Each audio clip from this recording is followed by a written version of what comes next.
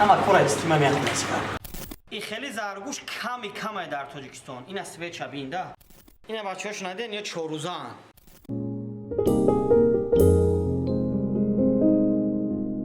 این فلاندری سفیده. ایش بابچکا میگن. ایش فلاندری کبود. ایش فلاندری زرد. برادر عزیز این الچه گوسفند دیدستین. ایرا پاک خدم ساختگیم. حساب کنین 16 دونه زایدگیه. انا همو زرگوش. سلام علیکم مخلصای مهربان، برادرها، دوستای قدردان. ای سحر تا اینمی شب بگیم ساعت 9 شب شد ما سیومکا کردیم. این برنامه ما ای 3-4 قسم عبارته. یکم قسمش همیه که یک فرمچه خوردکک دارم برای شما نشان میدم که در اینجا گوای گوسفندای و یک قسمی زرگوشای ما خدا خواهد قسم دیمش ده تمامی مرغا را و کفتر را نشان میتیم. با همون خاطر فرمچه را سیومکا کردیم. این یکم جای خدنمایی نیست. بسیار برادرها خیلی میدونن که ما ای خوردی بسیار ذوق دارم. همی زرگوش ده و پرنده و گاو و گوسفند دیگه چیزا ده برادرها خواهش کردن. ما هم همی سیومکا را کردم با او خاطره که دیگه برادرها ده موتیواسیون شوه و دیگه برادرها ذوق کنن. خیلی این کاری هست که میتونی فایده خوبم به دست بیاری و در همین وطن زیبامون زندگیتون پیش برین. خیلی تماشا میکنیم. کمیده که مقبول میشوه، کمیده که مقبول نمیشوه، همتون در برای کار رفتیم. تماشا میکنیم.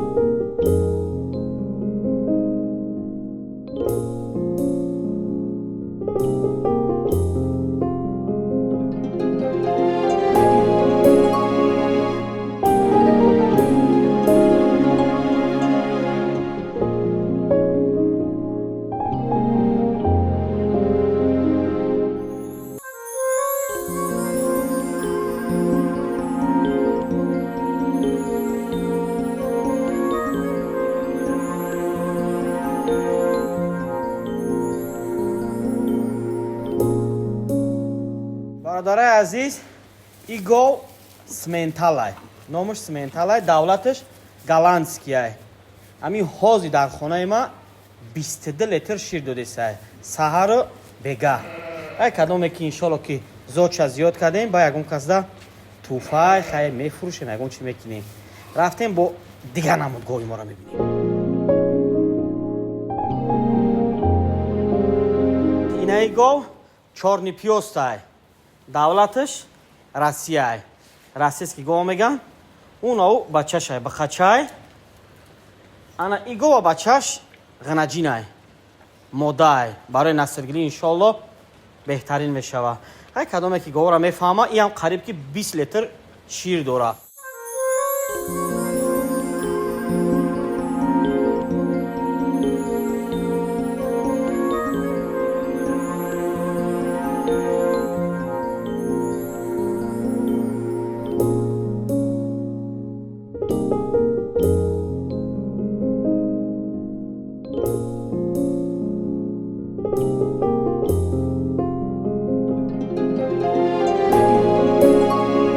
اینجا گوسفندان 4 تا ماده کلانه.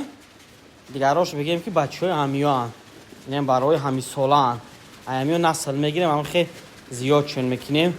خیلی کمترش در چراگاه که در رویشون کدگیم. ایوشو در همی خونه یک خیلیش که نو تولد کدگیه همین جا موندگیم. این قشقور برای را جو درستیم که فر بشه. نه پت پیشکو مهمانا که اومد بکشیم یا جا بزنیم.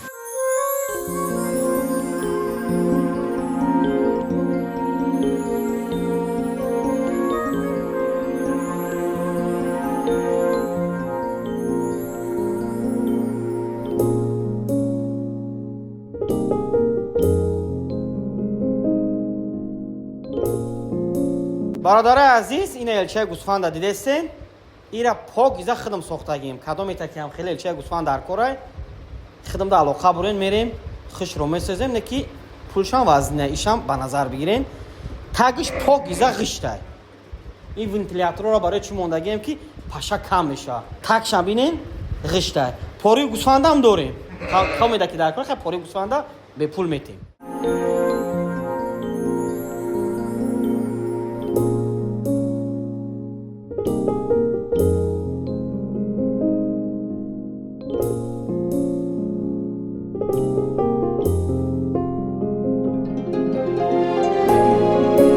کدومه که زرگوشا دوست میداره خوش رو همه زرگوشا تماشا کنه. اشکرانه خدای زرگوشان بسیارش دیگه 500 600 دونه زرگوش دیگه یکی مهنتی دستی خمه همه یورا اینمی 4 5 دونه بودن امیرا همین قدر کردیم. زرگوش بسیار حیوانی خوبه. بچه خاطر خوبه که گوشم دیتیتسکیه با همون خاطر ما بسیار زرگوش پروری میکنم. خیلی با زرگوش شما تماشا کنین بختون بها بتین. کدام میده که در کاره یا 20 پات پیش کنم ده خیلی یا دونه زرگوش میتونم زیاد کنم با اوام دیگر رو ده خیر کنم. این زرگوشو 7 دونه یک اوچه زایدگیشونه. بچه یک اوچه این خیلی هفته اینجا کلید کو هرم بچه ها شدی بچه هاشو نشان میتیم با اوچه هاشونه. این ایورا بی انای زرگوشو محلی خمونن بسیار زرگوشوی سخجونن اینو در کسال کم میرسه. انای برش ده اینه برش یونکا که اینه دی این فلاندیره بچه هاشو از نشان تون میتون چند تا زویدگیه. دوستای عزیز این زرگوش ای همه زرگوشی بهترین ایمه ایوزی چند تا بچه کدگه بگم حیران میشین 16 دونه با همه شخصشون نگاه کدگه. اینا یه بار بیو اینا برادرای عزیز حساب کنین 16 دونه زویدگیه. انا همو زرگوش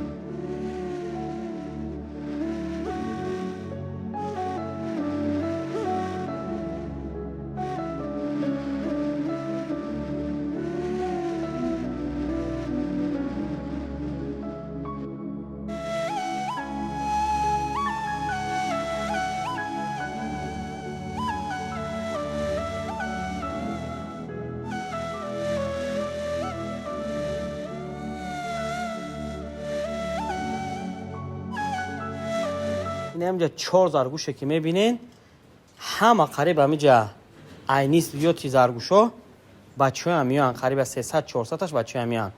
این فلاندری سفیده ایش بابچکا میگن ایش فلاندری کبود ایش فلاندری زرد. این هم 4 تا قریب 300 400 تا بچه درخه اوچوشون اینه جنوز اوچوشون همش هم سیون کنین.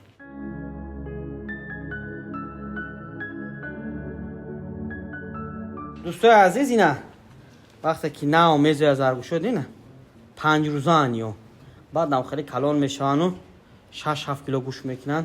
من میکشم شما بخرین. اینا بچه‌هاش اینجا 11 تا زایدگیه حسابشون کردم.